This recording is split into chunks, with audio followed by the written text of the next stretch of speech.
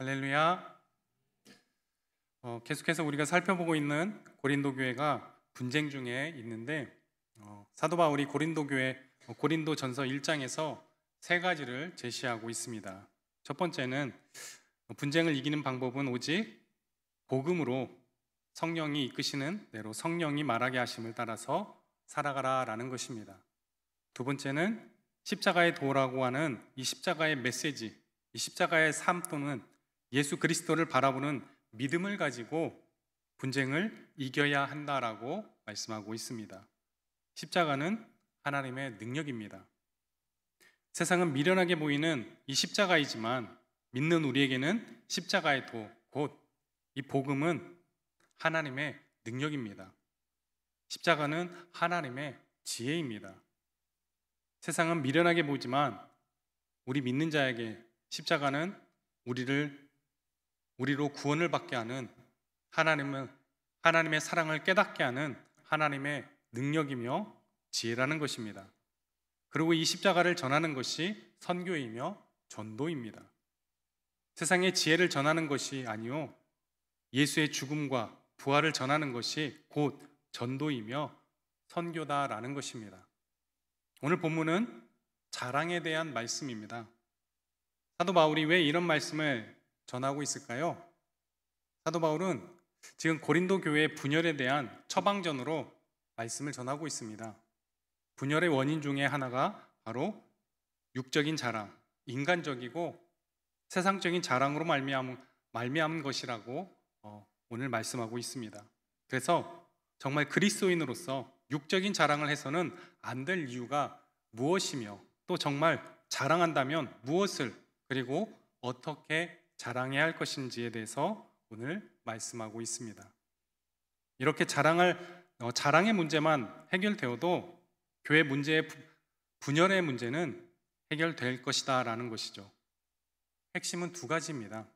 한 가지는 하나님 앞에서 육적이고 인간적인 자랑은 무익하기 그지없다라는 것이고, 반대로 정말 자랑을 하려고 한다면 예수 안에서 자랑을 해야 한다라는 것입니다. 오늘 본문에 앞서 18절 말씀에 보면 이렇게 말씀합니다. 우리 18절 말씀 같이 읽어보도록 하겠습니다. 시작. 십자가의 도가 멸망하는 자에게는 미련한 것이요 구원을 받는 우리에게는 하나님의 능력이라. 아멘. 그리고 18절 이후에도 십자가 앞에서 지혜 있는 자의 지혜도 다 멸하실 수밖에 없고 총명한 자들의 총명도 다 패하여질 수밖에 없다라고 말씀하고 계십니다.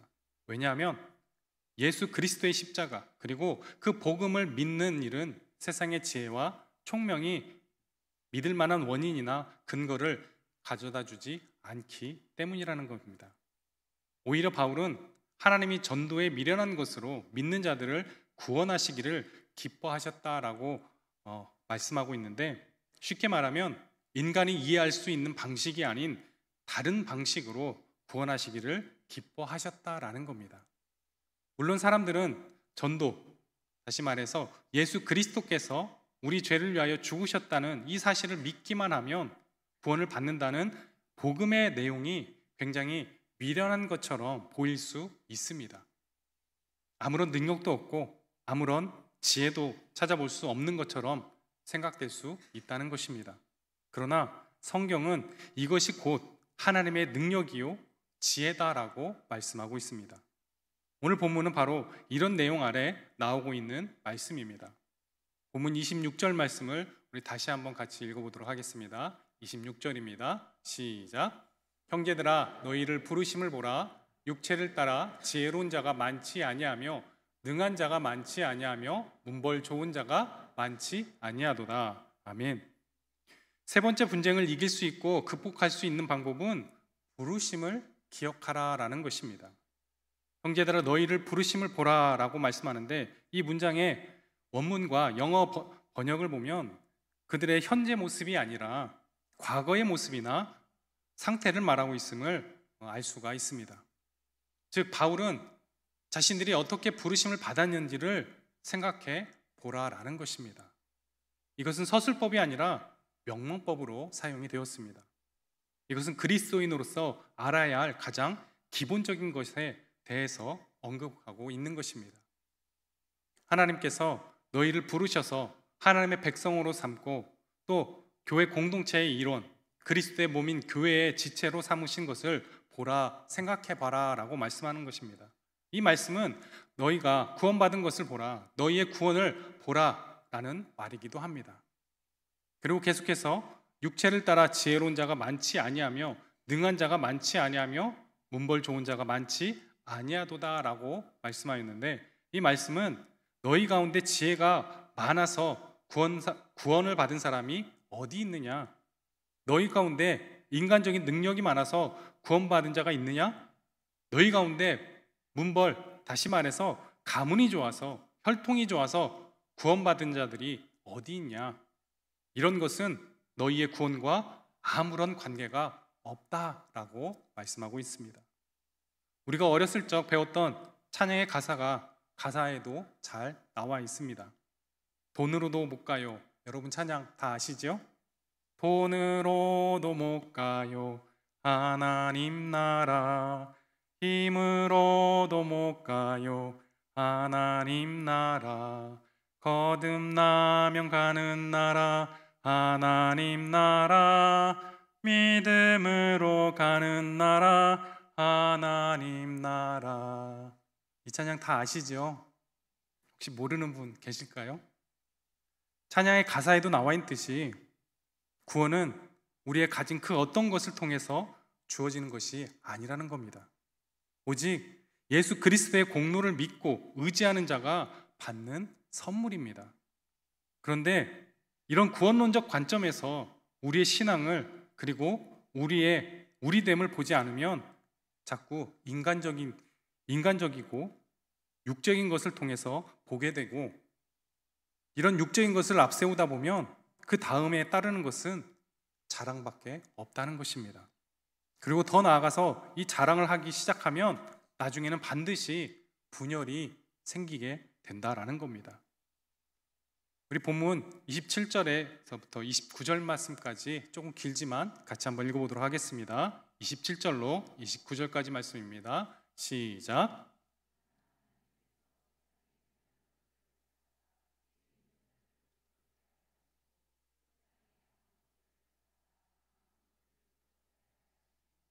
하나님께서 세상의 천한 것들과 멸시받는 것들과 없는 것들을 택하사 있는 것들을 폐하려 하시나니 이는 아무 육체도 하나님 앞에서 자랑하지 못하게 하려 하심이라. 아멘. 바울은 앞서 26절에서 세상적 기준으로 자랑할 것이 없는 고린도 교인의 출신 성분을 지적한 데 이어서 27절부터 29절까지는 이와 같은 자들을 부르신 하나님의 은총과 더불어 하나님 앞에서 성도는 당연히 겸손해야 한다라는 것을 밝히고 있습니다. 하나님께서 세상 사람들이 보기에 미련하고 약하고 천하고 멸시받는 것들과 없는 것들을 택하시는 이유가 한편으로는 부름을 받지 못한 자들에게 세상적인 관점에서 지혜 있는 자들과 강한 것들을 부끄럽게 하고 있는 것들을 폐하기 위한 것이며, 또 다른 한편으로는 부름을 받은 자들에게는 하나님 앞에서 자랑하지 못하게 하기 위한 것이다 라고 말씀하고 있습니다. 그리고 본문에서 하나님께서 무엇을 택하사 라고 말씀하였는데 이것이 27절에 2번 나오고 28절에 1번 언급되어 있습니다. 이렇게 동일한 반복으로 하나님의 주권적인 선택을 특별히 강조하고 있습니다. 이는 하나님께서 스스로를 위해서 매우 특별한 목적을 가지고 성도들을 선택하시고 구원하셨다는 사실이 드러나는 것이며, 이 선택에 있어 하나님의 특별한 목적은 바로 지혜 있는 자들과 강한 것들을 부끄럽게 하시기 위한 것이다 라고 말씀하는 것입니다. 28절은 27절과 완전히 상반된 대조적인 표현이 선명하게 대구되는 구절입니다. 우선 27절에는 미련한 것들과 지혜 있는 자들, 그리고 약한 것들과 강한 것들이 각각 대조되고 있으며, 그리고 28절에는 천한 것들, 멸시받는 것들, 없는 것들, 그리고 있는 자들이 대조를 이루고 있습니다. 바울은 앞에 27절의 내용을 이어받아 28절에서도 고린도 교회가 세상에서 천하고 멸시받고 없는 자들로 구성된 교회라고 지적하면서 아울러 이들을 택하사 있는 자를 패하신다라고 덧붙이고 있습니다. 소위 있는 자들은 자신들이 가지고 있는 것이 있다는 것 때문에 하나님을 의지하지 않고 하나님이 없이도 살 수 있는 것처럼 생각을 한다는 것입니다.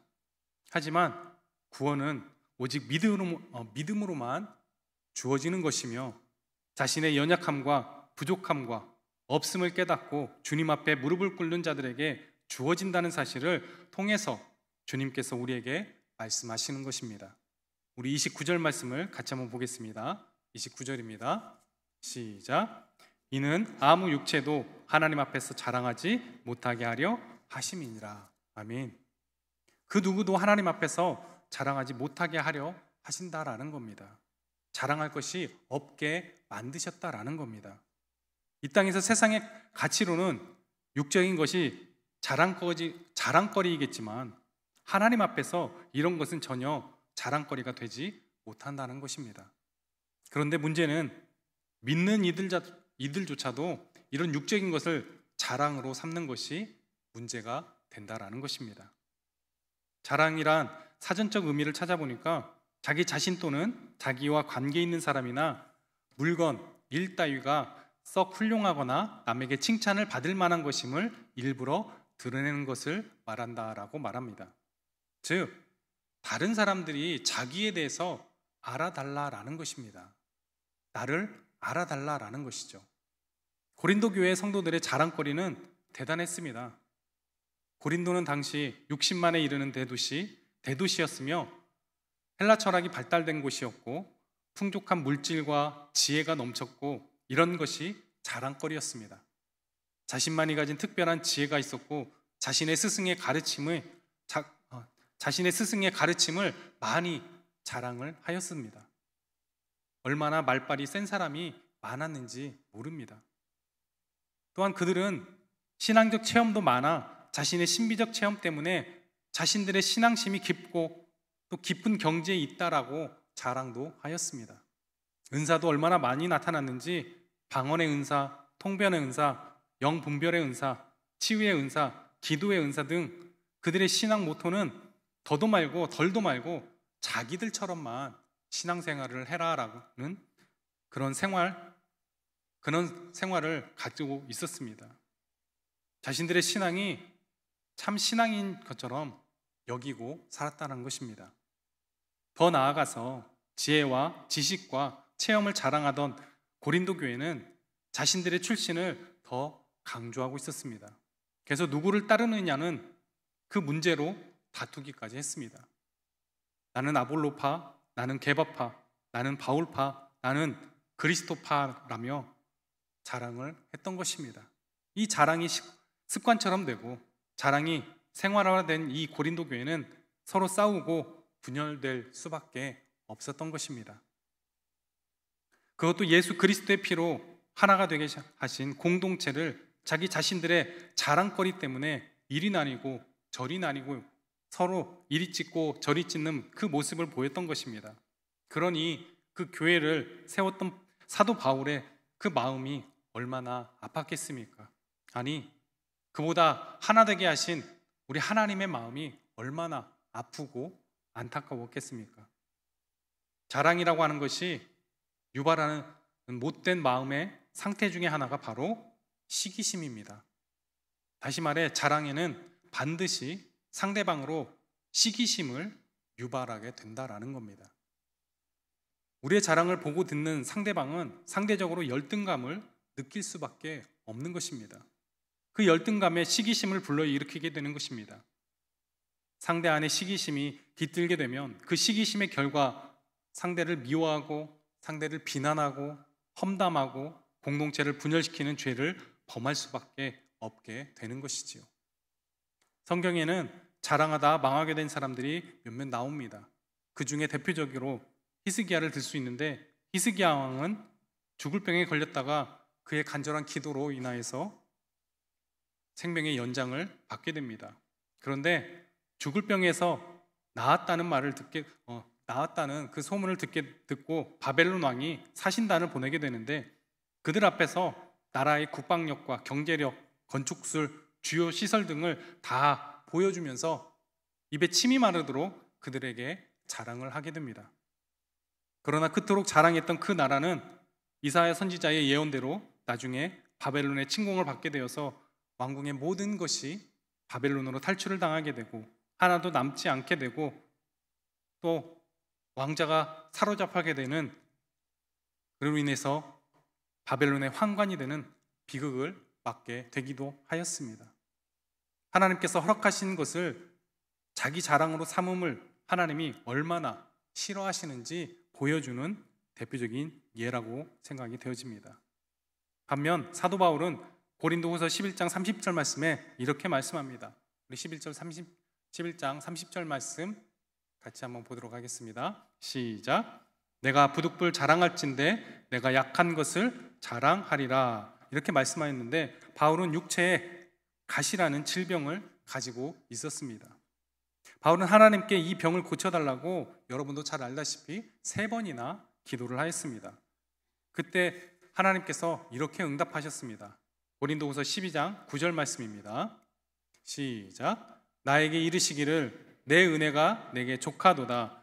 이는 내 능력이 약한 데서 온전하여짐이라 하신지라. 그러므로 도리어 크게 기뻐함으로 나의 여러 약한 것들에 대하여 자랑하리니 이는 그리스도의 능력이 내게 머물게 하려 함이라. 아멘.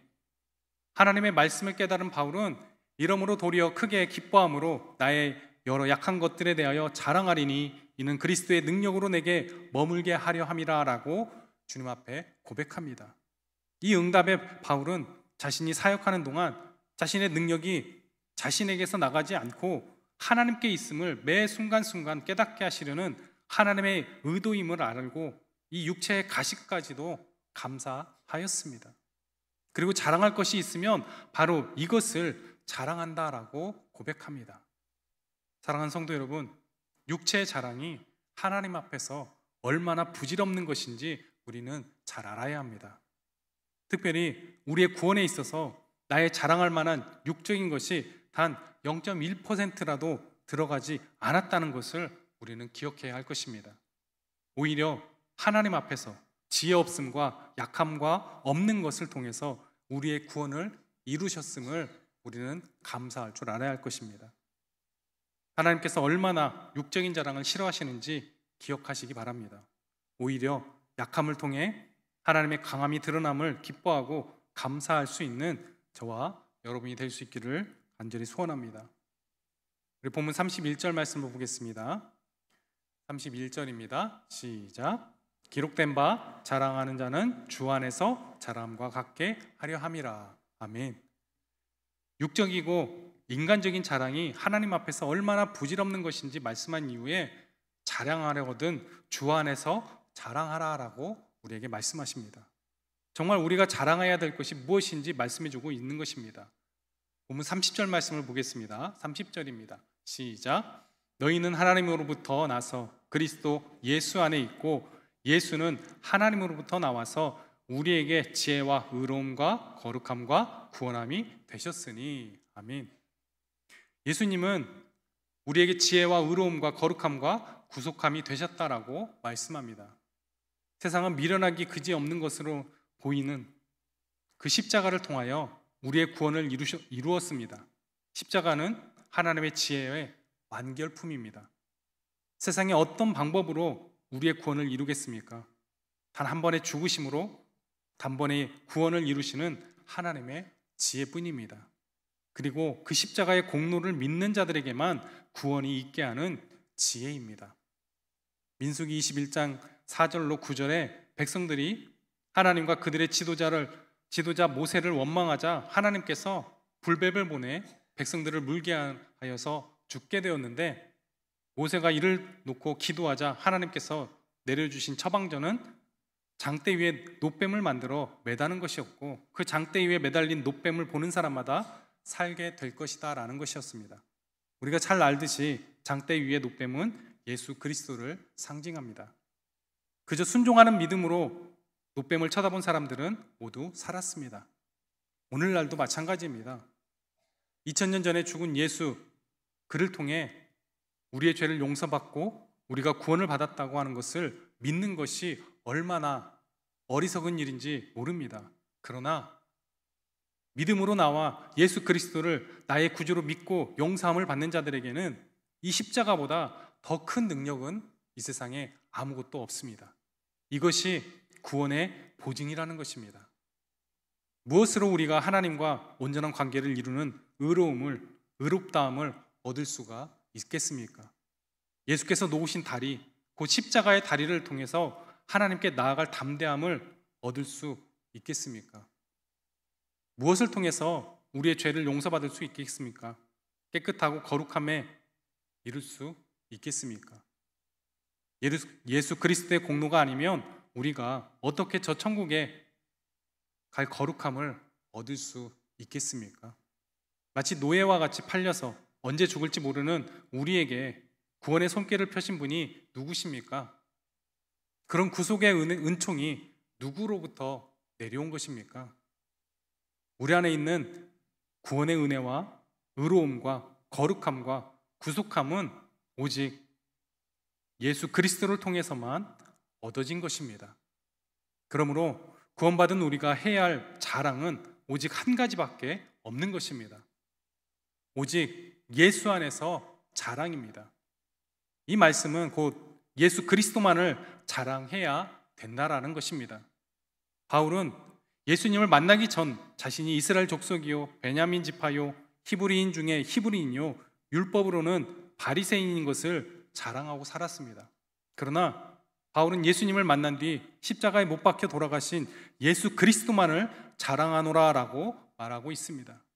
갈라디아서 6장 14절 말씀을 함께 보겠습니다. 시작.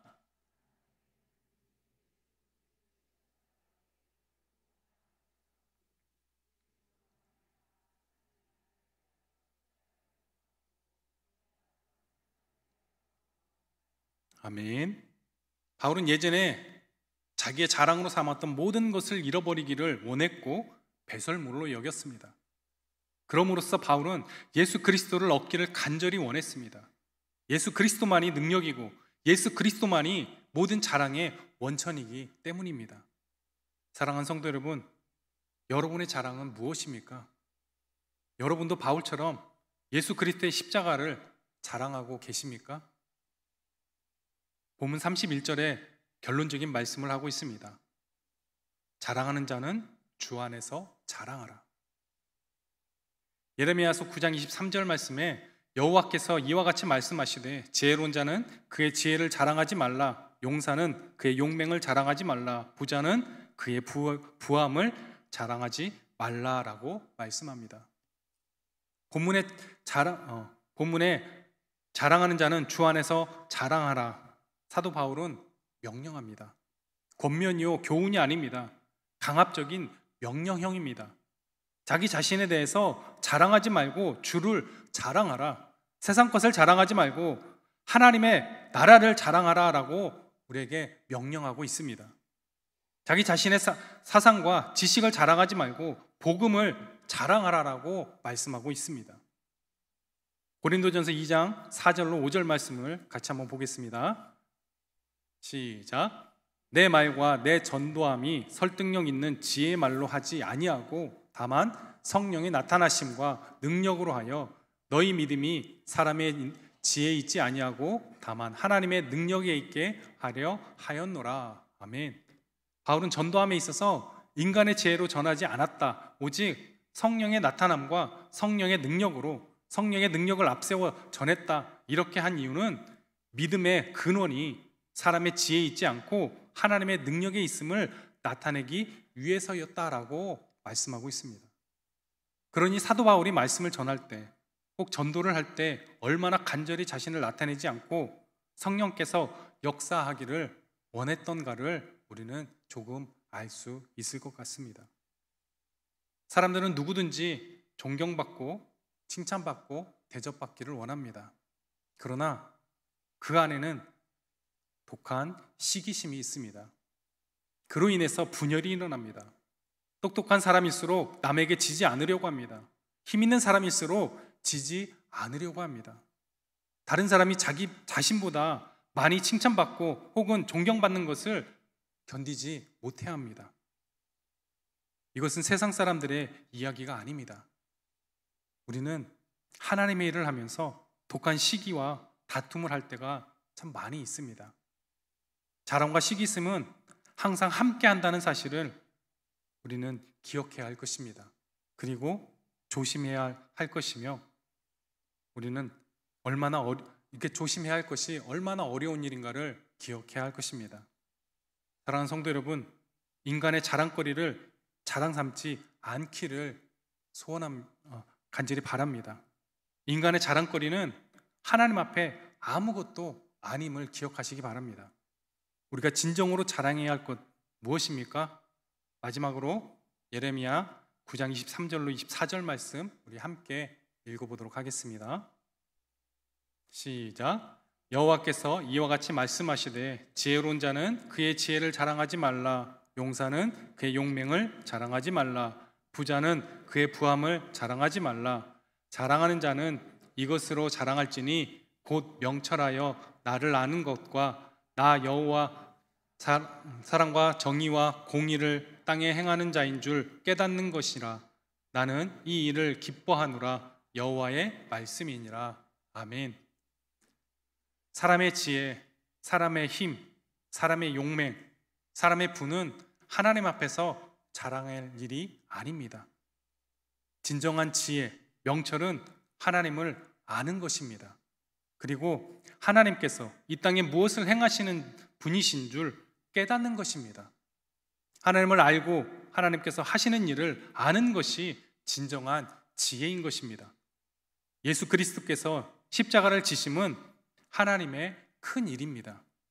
하나님께서 우리를 구원하기 위해서 행하신 너무나도 놀랍고도 위대한 역사입니다. 우리는 삼위일체 하나님을 높이고 자랑하고 전해야 할 것입니다.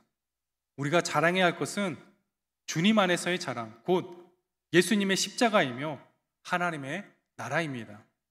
우리의 영원한 보안은 예수 그리스도이심을 믿으시기 바랍니다. 예수 그리스도야말로 우리가 진정으로 찬송하고 자랑해야 할 분이십니다. 하나님의 주권적인 은혜를 깨달은 사람은 오직 예수 그리스도를 자랑할 수밖에 없습니다. 오직 예수 그리스도를 찬송하며 그분께 영광 돌릴 수 있기를 소원합니다. 이 같은 믿음이 우리 모두에게 부어지고 우리 봉동중앙교회를 주 안에서 아름답고 견고하게 세워가는 주인공들이 다 될 수 있기를 주님의 이름으로 간절히 축복합니다.